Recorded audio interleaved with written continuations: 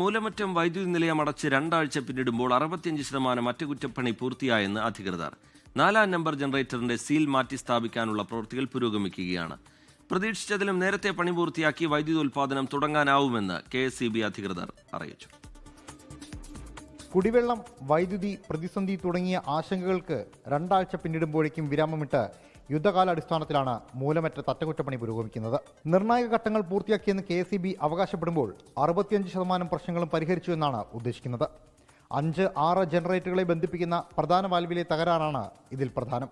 ഇനി 4-ാം number ജനറേറ്ററിലെ upstream വാൽവിന്റെ seal കൂടി മാറ്റേണ്ടതുണ്ട്. ഇതും കൂടി ഉടനെ പൂർത്തിയാക്കും.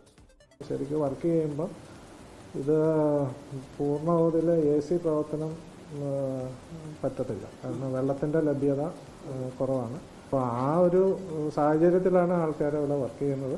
അപ്പോൾ എന്നാൽ പോലും അവർ ഈ പറയുന്ന പോലെ ഏകദേശം 16 തൊട്ട് 18 മണിക്കൂർ വരെ കണ്ടിന്യൂസ് ഷിഫ്റ്റ് ആണെങ്കിൽ പോലും പല ആൾക്കാരും ഒരേ ആൾക്കാർ തന്നെ ഉണ്ട്. അവർ അങ്ങനെ വർക്ക് ചെയ്ത് സമയബന്ധിതമായി തീർക്കാനുള്ള എല്ലാ നടപടികളും എടുക്കുന്നുണ്ട്.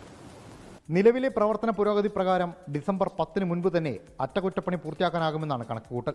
125 പേരടങ്ങുന്ന സംഘമാണ് ഷിഫ്റ്റ് അടിസ്ഥാനത്തിൽ 24 മണിക്കൂറും ഭൂമിക്കടിയിലുള്ള നിലയത്തിൽ പ്രവർത്തിക്കുന്നത്. മലങ്കര ജലാശയത്തിൽ ജലനിരപ്പ് ഉയർന്നതിനാൽ മൂവാറ്റുപുഴ ഇറിഗേഷൻ പദ്ധതിയുടെ ഭാഗമായുള്ള ജലവിതരണം സുഗമമായി തന്നെ മുന്നോട്ട് പോകുന്നുണ്ട്. മഴ കിട്ടിയില്ലെങ്കിലും 15 ദിവസത്തേക്ക് ആവശ്യമുള്ള വെള്ളം അണക്കെട്ടിലുണ്ട് എന്നാണ് വിലയിരുത്തൽ. 24 തൊടുപുഴ.